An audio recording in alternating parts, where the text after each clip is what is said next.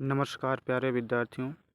आज हम पढ़ने चल रहे हैं यूपी बोर्ड क्लास 10 हिंदी गद्य खंड में रामधारी सिंह दिनकर द्वारा लिखा गया ईर्षा तू न गई मेरे मन से। यानी जो ईर्षाणु व्यक्ति होते हैं, ये जलने वाले व्यक्ति होते हैं, उनको चाहे जितना बता दीजिए, चाहे जैसे कर दीजिए, लेकिन उनके मन से ईर्ष्या, जलन, द्वेष, दूसरों के प्रति जलने की जो बू आती है ना, वो कभी नहीं जा सकती।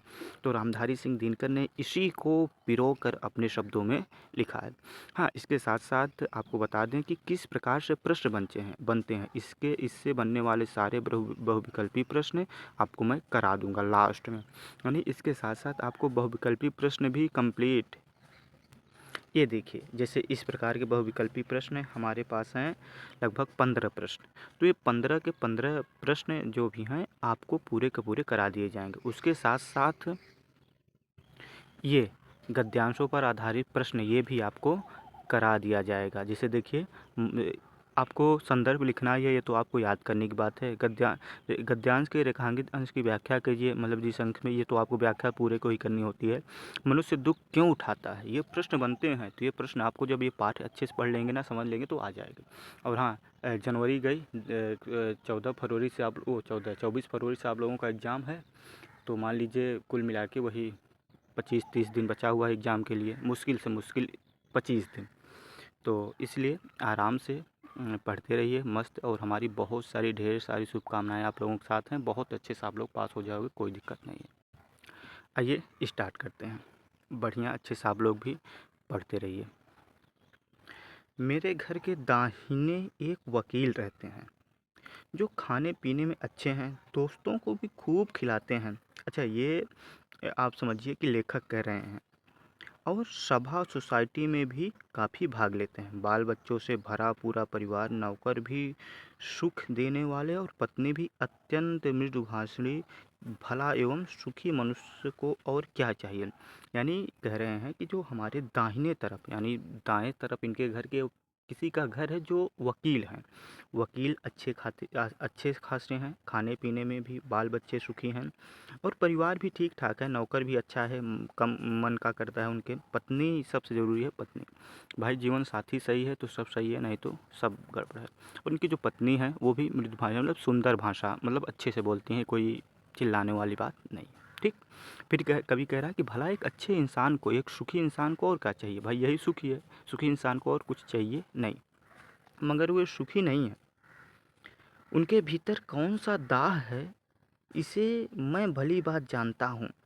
दरअसल उनकी बगल में जो बीमा एजेंट हैं, उनके विभव की वृद्धि से वकील साहब का कलेजा जलता रहता है। यानी वकील साहब के पास सब कुछ है, लेकिन दूसरे की तरक्की से उनका कलेजा जल रहा है। ईर्षा। वकील साहब को भगवान ने जो कुछ दे रखा है वह उनके लिए काफ़ी नहीं दिखता।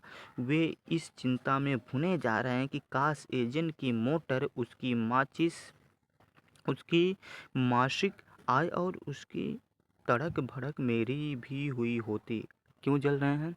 क्योंकि उनको लग रहा है कि जो एजेंट है, एजेंट की जो कार है वो मेरे पास होती, जैसे उसकी तड़क भड़क है, मार्केट में उसकी पहचान है, वैसे हमारी भी होती। ईर्षा का यही अनोखा वरदान है। जिस मनुष्य के हृदय में ईर्षा घर बना लेती है, वह उन चीज़ों से आनंद नहीं उठाता जो उसके पास मौजूद है, बल्कि उन वस्तुओं से दुख उठाता है जो दूसरों के पास है। वह अपनी तुलना दूसरों के साथ करता है, और इस तुलना में अपने पक्ष के सभी अभाव उसके हृदय पर दंश मारते रहते हैं। दंश के इस दाह को भोगना कोई अच्छी बात नहीं है, मगर ईर्षालु मनुष्य करे भी तो क्या।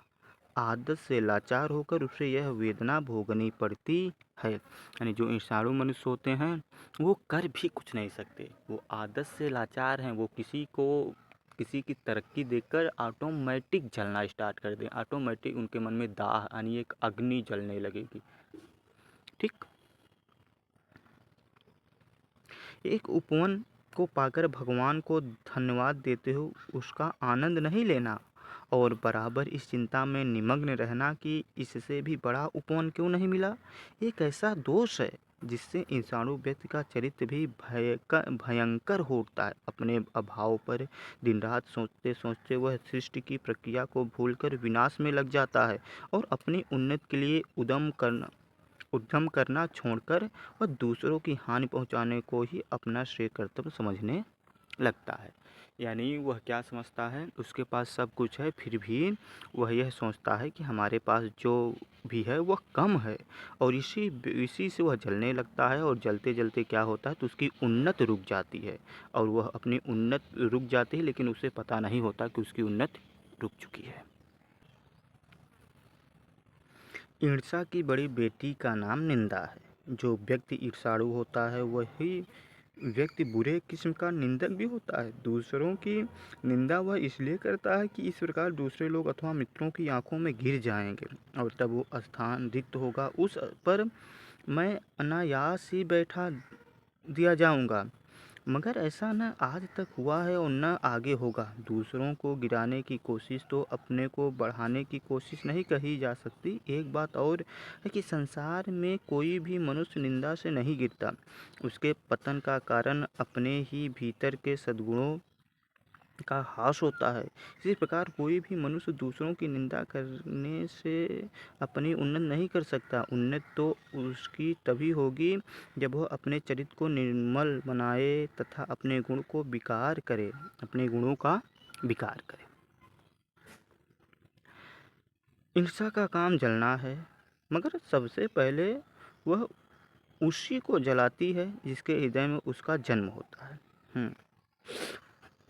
आप भी ऐसे बहुत से लोगों को जानते होंगे जो ईर्ष्या और द्वेष की साकार मूर्ति हैं और जो बराबर इस फिक्र में लगे रहते हैं कि कहाँ सुनने वाला मिले और अपने दिल का गुबार निकालने का मौका मिले। श्रोता मिलते हैं, उनका ग्रामोफोन बजने लगता है और वह बड़ी ही होशियारी के साथ एक एक कांड इस ढंग से सुनाते हैं मानो विश्व कल्याण को छोड़कर उनका और कोई ध्येय नहीं हो। अगर जरा उनके अपने इतिहास को भी देखिए और समझने की कोशिश कीजिए कि जब से उन्होंने इस सुकर्म का आरंभ किया है तब से वे अपने क्षेत्र में आगे बढ़े हैं या पीछे हटे हैं। यह भी कि अगर वे निंदा करने में समय व शक्ति का अपव्यय नहीं करते तो आज उनका स्थान कहाँ होता। यानी अगर निंदा करने में अपने समय को ना गंवाते तो आज वो जितने थे उससे कहीं आगे रहते, उससे उनकी तरक्की क्या होती, दोगुना हो जाती, बहुत आगे उनका विकास हो जाता। चिंता को लोग चिता कहते हैं। जिसे किसी प्रचंड चिंता ने पकड़ लिया है उस बेचारे की ज़िंदगी ही खराब हो जाती है। किंतु ईर्ष्या शायद चिंता से भी बदतर चीज़ है। यानी चिंता से चतुराई घटे, दुख से घटे शरीर। तो चिंता जो है, चिंता कहते हैं कि चिता जो होती है वो मरने के बाद इंसान को जलाती है, लेकिन चिंता इंसान को जीते जी जलाती रहती है और अंदर से खोखला कर देती है। जब चिंता इतनी बुरी चीज़ है और उसके बाद यहाँ पे कह रहे हैं कि चिंता यानी ईर्ष्या शायद चिंता से भी बदतर है, लेकिन ईर्ष्या जो चिंता से भी बेकार चीज़ है क्योंकि वह मनुष्य के मौलिक गुणों को ही कुंठित बना डालती है। मृत्यु शायद फिर भी श्रेष्ठ है बनिस्बत इसके कि हमें अपने गुणों को कुंठित बनाकर जीना पड़े। निंदा दग्ध व्यक्ति समाज की दया का पात्र है, किंतु ईर्ष्या से जला भुना आदमी जहर की एक चलती फिरती गठरी के समान जो हर जगह वायु को दूषित करती फिरती है। यहाँ पे प्रश्न पूछा जा सकता है कि ईर्ष्या से जला व्यक्ति किसके समान है, तो आप बता सकते हैं किसके समान है। एक चलती फिरती विष की गठरी यानी जहर की गठरी के समान है। ईर्ष्या मनुष्य का चारित्रिक दोष नहीं है, यानी प्रत्युक्त इससे मनुष्य के आनंद में भी बाधा पड़ती है। जब भी मनुष्य के हृदय में ईर्ष्या का उदय होता है सामने का सुख उसे मध्यम सा दिखने लगता है। पक्षियों के गीत में जादू नहीं रह जाता और फूल तो ऐसे हो जाते हैं मानो वो देखने के योग्य ही ना हो। आप कहेंगे कि निंदा के बाण से अपने प्रतिद्वंदियों को बेधकर हंसने में एक आनंद है और यह आनंद ईर्ष्यालु व्यक्ति का सबसे बड़ा पुरस्कार है। मगर यह हंसी मनुष्य की नहीं, राक्षस की हंसी होती है। और वह आनंद भी दैत्यों का आनंद होता है। यानी जो दूसरों को क्या कहते हैं परेशान करके हंसे, दूसरों को दुखों को, दूसरों की बुराइयों को गिना कर हंसे, वो मनुष्य नहीं, वो दैत्य है, वो राक्षस है। और अगर ऐसे हंसना तो वो भाई मनुष्यों की हंसी नहीं है, किसकी हंसी है? ये राक्षसों की हंसी है। ईर्ष्या का संबंध प्रतिद्वंदिता से होता है, क्योंकि भिखमंगा करोड़पति से ईर्ष्या नहीं करता। यह एक ऐसी बात है जो ईर्ष्या के पक्ष में भी पड़ सकती है, क्योंकि प्रतिद्वंदिता से भी मनुष्य का विकास होता है। किंतु अगर आप संसार व्यापी सुयश चाहते हैं तो आप रसेल के मतानुसार शायद नेपोलियन से स्पर्धा करेंगे। मगर याद रखिए कि नेपोलियन भी सीजर से स्पर्धा करता था, और सीजर सिकंदर से, तथा सिकंदर हरकुलिस से, जिस हरकुलिस के बारे में इतिहासकारों का यह मत है कि वह कभी पैदा ही नहीं हुआ। अब देखिए ईर्ष्या यहाँ तक बढ़ गई, यानी जो कभी पैदा ही नहीं हुआ उससे भी ईर्ष्या की जाती है। उसकी क्यों? बता दीजिए कि फला व्यक्ति इतना अमीर है तो ईर्ष्यालु व्यक्ति ईर्ष्या करना स्टार्ट कर देंगे, आपको बुराई बताएंगे, अरे अमीर तो है लेकिन यहाँ वहाँ कुछ ना कुछ हाथ पैर मारा होगा, ये किया होगा, वो किया होगा, मतलब 36 थे आपको गुण उसके बताएंगे गुणों को। ईर्ष्या का एक पक्ष सचमुच ही लाभदायक हो सकता है। इसके अधीन हर आदमी, हर जाति और हर दल अपने को अपने प्रतिद्वंदी का समकक्ष बनाना चाहता है, किंतु वह तभी संभव है जबकि ईर्ष्या से जो प्रेरणा आती हो वह रचनात्मक हो। अक्सर तो ऐसा ही होता है कि ईर्ष्यालु व्यक्ति यह महसूस करता है कि कोई चीज़ है जो उसके भीतर नहीं है, कोई वस्तु है जो दूसरों के पास है, किंतु वह यह नहीं समझ पाता कि इस वस्तु को प्राप्त कैसे करना चाहिए, और गुस्से में आकर वह अपने किसी पड़ोसी, मित्र या समकालीन व्यक्ति को अपने से श्रेष्ठ मानकर उससे जलने लगता है, जबकि ये लोग भी अपने आप से शायद वैसे ही असंतुष्ट हों। अपने आपने यही देखा होगा कि शरीफ लोग यह सोचते हुए अपना सिर खुजलाया करते हैं कि फला आदमी मुझसे जलता है, मैंने तो उसका कुछ नहीं बिगाड़ा, और अमुक व्यक्ति इस कदर मेरी निंदा में क्यों लगा हुआ है। सच तो यह है कि मैंने सबसे अधिक भलाई उसी की है। जलते इसलिए हैं क्योंकि वो आप उनसे ज़्यादा अमीर है, वो आपसे गरीब हैं, तो वो यही चाहते हैं कि आपकी जो शान व शौकत है उनको प्राप्त हो जाए और आप भिखमंगे हो जाएं। ये सोचते हैं मैं तो पाक साफ हूँ, मुझसे किसी व्यक्ति के लिए दुर्भावना नहीं है, बल्कि अपने दुश्मनों की भी मैं भलाई ही सोचा करता हूँ। फिर ये लोग मेरे पीछे क्यों पड़े हुए हैं? मुझसे कौन सा वह ऐब है जिसे दूर करके मैं इन दोस्तों को चुप कर सकता हूँ? ईश्वर चंद्र विद्यासागर जब इस तजुर्बे से होकर गुजरे तब उन्होंने एक सूत्र कहा, तुम्हारी निंदा वही करेगा जिसकी तुमने भलाई की है। और नित्से जब इस कूचे से होकर निकला तब उसने जोरों का एक ठहाका लगाया और कहा, यार ये तो बाजार की मक्खियाँ हैं जो आकरण हमारे चारों ओर भिन भिनाया करती हैं, यानी बिना मतलब के ही जो हमारे ओर चारों तरफ भिन भिनाया करती हैं।